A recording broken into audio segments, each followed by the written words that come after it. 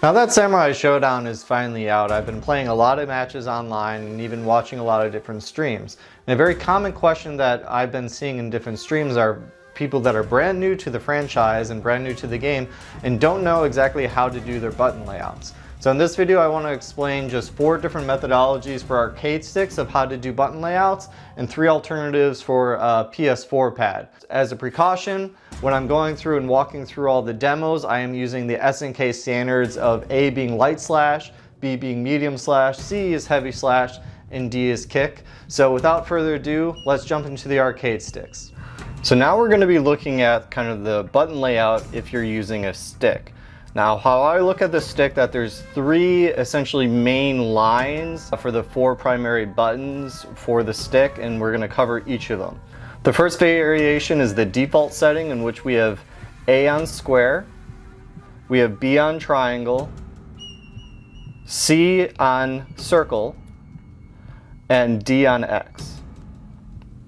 Now this can be an okay system in which you're using essentially all 4 buttons, all 4 of your fingers over the buttons, but more commonly people are just going to be using kind of 2 buttons at once, and because hitting A, B, and C still isn't that difficult. So this can be used.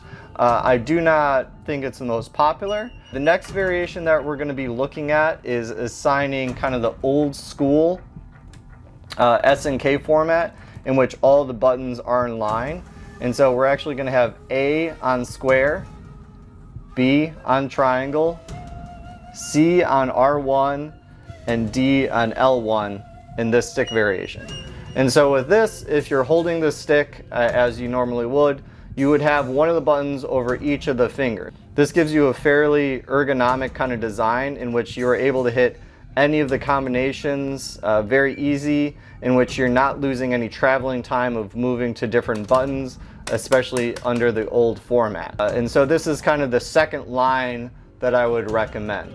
A line that is also very popular, in which I essentially call this the Unis line, in which you actually have D on X, A on square, B on triangle, and C on R1. And so you are essentially holding your hand like this. You're not using your pinky anymore, and kick is going to be on this X button, as the 3 main slashes are on your pointer, middle, and ring finger respectively. This is a fairly comfortable position to have, also very ergonomic. One of the main complaints that I've heard some people say is hitting kick and C and D together can be a little bit tricky. And so if you want to go ahead and then also macro somewhere on there to have your C and D button, if you want to do your special, for instance, you can do that. And of course, you can then macro any other button combination that you want. That's going to be up to you. We are mainly just focusing on the primary 4 buttons. Another alternative is essentially the modified SNK one, in which we actually have A on X, B on square, C on triangle, and D on R1.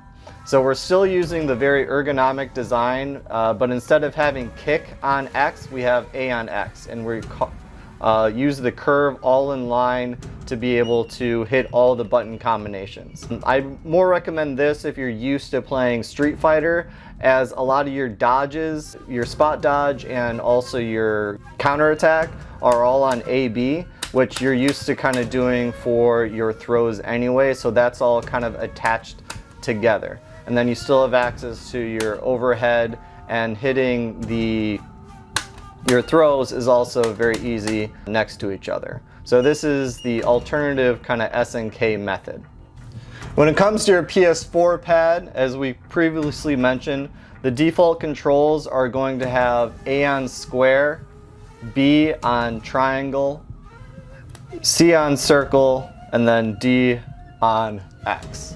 This can be still utilized, in which you hold the controller in a claw formation, in which you're alternating between the buttons. You can still fairly easy hit all the button combinations. You can even integrate your thumb on the X and also the triangle and circle if you want. This is more kind of the Tekken style. You can experiment with this to see if it feels comfortable. If you have a certain combination that's a little bit difficult, you can then assign one of those buttons to say the R1 or the R2 button, or if you're having trouble hitting all three, you can even have on your R1 all the A, B, and C. And so even if you're doing this, on reaction you can still kind of flick over with your middle finger, hit that A, B, and C to trigger your rage explosion, and then do your instant lightning fairly quickly while you still have whatever button combination you want on L1. So that's one option that you can have, essentially using the claw formation with the default controls. Another variation that we can use on the PS4 controller is, instead of utilizing the circle button, we're going to use the X, square, triangle, and R1 button, in which we are going to be using D on X, A on square, B on triangle, and then C, or your heavy slash, on R1. So this way you're now able to hold the controller like you normally would. You have some thumb travel to hit the square, but in most combinations it should be fairly easy to do your throws, your overheads. The only thing that is a little bit difficult is your A and B together, in which I recommend putting A and B on just the circle if you're doing this formation. And so you are utilizing one of the kind of macro buttons. And again, if you're having trouble hitting all A, B, and C, you can throw that triple on the L1 now, or the R2, whatever feels comfortable. This method isn't too bad of getting all the commands down. You now also have a single button to do any of your counterattacks or your spot dodges, and you have good access to hitting kind of all your two buttons. So this is one method that you can use for the PS4. The last button layout that I want to talk about is utilizing each one of your fingers and your thumbs on a dedicated button, very similar how we had the stick, in which each button was controlled by a single digit. In which, in this case, we are putting A on X, B on square, and then we are not using circle or triangle, in which we're using R1 and R2, in which we are putting C on R1 and then D on R2. And so in this methodology, we're still holding the controller like a normal controller, and we have both of our fingers that are resting on R1 and R2 respectively. So we have C here and we have D here, and then we have A, B. So this gives you the capabilities of hitting your spot dodges and your counters just by pressing kind of your whole thumb together in a very fluid motion. We have access to our weapon flips by just pressing the square and R1 that we would normally. And if we want to do our throws, we're just going to push these two buttons together. So this gives us a little bit more hand control on everything else. And again, we don't need to rely on too many additional macro buttons, because hitting all three A, B, and C is now just squeezing the controller, which is much easier in my opinion. And we still have access to our overheads, spot dodges, throws, and everything else. The only thing that you have to get a little bit used to is, if you're not used to resting both fingers on the shoulder buttons, this might take a little bit to get used to. PS4, it does have this trigger, which I'm not a huge fan of. So if I do this grip, I'm actually using a PS2 pad with a converter to be able to use this grip. But this is very comfortable in my...